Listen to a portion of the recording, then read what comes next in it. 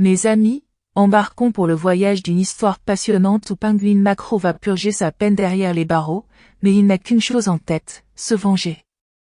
D'un autre côté, Wallace et Gromit surprennent tout le monde avec leurs étranges inventions. Mais ces inventions seront-elles utiles ou causeront-elles des problèmes? Faites-le nous savoir. Le film commence avec l'histoire de Wallace et Gromit, qui font rapport à un pingouin. Ce pingouin n'est autre que Macro, qui a été envoyé en prison pour avoir tenté de voler le précieux diamant bleu. Il est détenu dans une prison semblable à un zoo, où les gardiens lui disent que peu importe ses efforts, il ne peut pas s'échapper. Cependant, Macro n'est pas content et envisage de se venger. D'un autre côté, les inventions de Wallace réveillent Gromit tôt le matin. Wallace a une invention pour tout, même pour nourrir Gromit au petit déjeuner. Mais les choses continuent de mal tourner avec ses inventions. Gromit plante de nouvelles plantes dans son jardin, mais Wallace arrive pour lui montrer sa nouvelle invention, un robot géant qu'il a construit pour faciliter le jardinage. Le robot commence à travailler dans le jardin, mais les choses tournent mal. Il coupe les plantes que Gromit a laborieusement cultivées et redessine tout le jardin dans un design nouveau mais terne. À ce sujet, les voisins parlent à Wallace de la location du robot, ce qui donne à Wallace une nouvelle idée commerciale. Pendant ce temps, Macro envisage de s'évader de prison. La nouvelle entreprise de Wallace et Gromit devient de plus en plus populaire et la nouvelle parvient à Macross. Il commence à se préparer à prendre sa revanche. Le conflit entre les robots Wallace et Gromit s'intensifie. La nuit, lorsque Gromit veut se reposer, le robot perturbe son sommeil. D'un autre côté, la Macro agit. En fin de compte, Wallace et Gromit parviendront-ils à déjouer le complot de Macro? Et les robots résoudront-ils les problèmes croissants? Écoutez l'histoire complète pour le découvrir. Si vous aimez les histoires comme celle-ci, n'oubliez pas de vous abonner à la chaîne. Il a les clés, mais il n'en a pas besoin.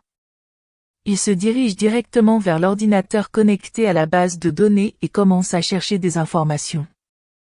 Puis il se rend compte que le garde est sur le point de se réveiller. Il empêche rapidement le garde d'éternuer et poursuit ensuite son plan. Sur l'ordinateur, il voit qu'il se connecte au pays de Galles. Mais le problème est qu'il dispose d'un mot de passe. Il essaie rapidement quelques mots de passe, mais aucun ne fonctionne. Puis il commence à se demander quel pourrait être le mot de passe. En voyant une photo, il se souvient que le gardien aime le fromage. Il essaie ce mot de passe et il s'avère correct. Maintenant, il entre dans le système. Mais il y a une autre énigme à résoudre, il doit faire des choix. Il comprend que le garde traite la lune comme une chose. C'est la bonne réponse et il a accès à tous les documents. Il voit qu'il contient le code de programmation du robot. Il le fait passer du bon mode au mauvais mode et apporte également d'autres modifications. Désormais, le robot, Norb, reçoit une nouvelle mise à jour, le rendant diabolique. Macro, en revanche, sait que ce qu'il a fait est le début d'une vengeance. Il attend que les robots fassent leur travail. Dès le matin venu, la journée de Noot commence comme d'habitude. Mais il remarque que le comportement de Norba devient étrange et son regard fait également peur. Puis Wallace arrive. Il n'est pas au courant de tout cela car il est occupé avec les commandes de ses clients. Nobrow dit qu'ils auront besoin de plus de robots. Wallace est heureux d'entendre cela, tandis que Gromit voit que Nobrow a déjà créé trop de robots. Gromit s'inquiète après avoir vu cela.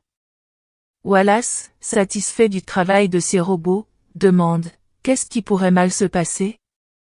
Mais Gromit sent que quelque chose ne va pas. Il essaie de garder un œil sur les robots. Les robots sont lâchés dans la ville. Ils semblent bien faire leur travail et les gens semblent heureux. Mais soudain, ils trahissent Gromit et l'enferment dans une maison.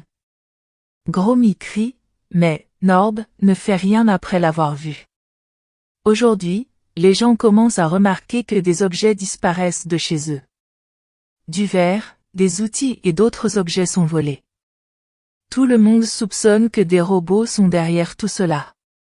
Pendant ce temps, Norb et les autres robots s'enferment dans le garage de Wallace. Là, ils élaborent un grand projet. La police commence à recevoir de nombreuses plaintes. Lorsqu'ils enquêtent, on découvre que Wallace est celui qui a créé les robots. Mais la police a besoin de preuves. Gromy parvient d'une manière ou d'une autre à sortir de la maison et trouve les robots en train de construire quelque chose de dangereux dans le garage. Lorsqu'il tente de les espionner, il attire accidentellement leur attention. Gromy essaie de réveiller Wallace et de tout lui dire, mais les robots agissent comme s'ils ne faisaient rien de mal. Wallace devient encore plus amusé et gronde Gromy. Ensuite, la police arrive chez Wallace et commence à vérifier toutes ses machines.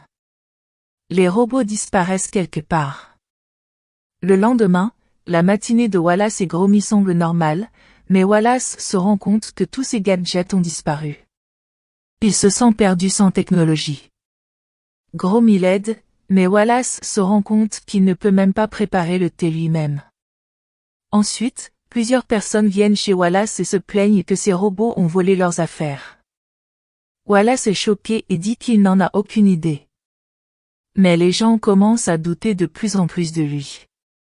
Vala dit à Gromy que s'il ne trouve pas les robots rapidement, tout le blâme retombera sur lui.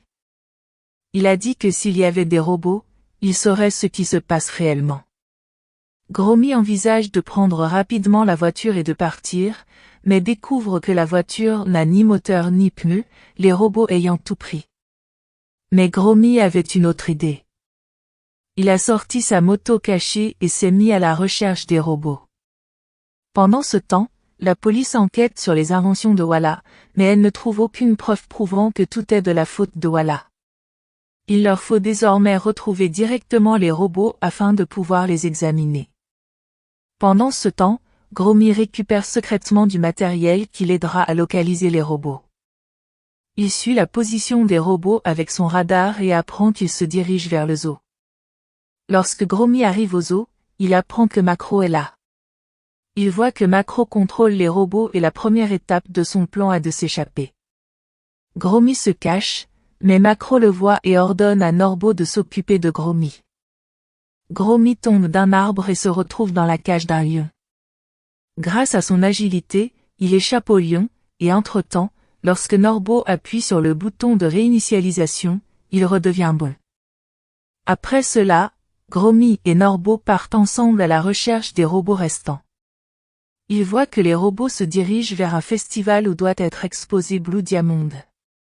Gromy se rend compte que le véritable objectif de Macro est de voler le diamant. Il arrive rapidement au festival et constate que Diamond a disparu. Pendant ce temps, le radar de Gromy révèle que des robots sont dans la maison de Vala. Tout cela n'était qu'un piège.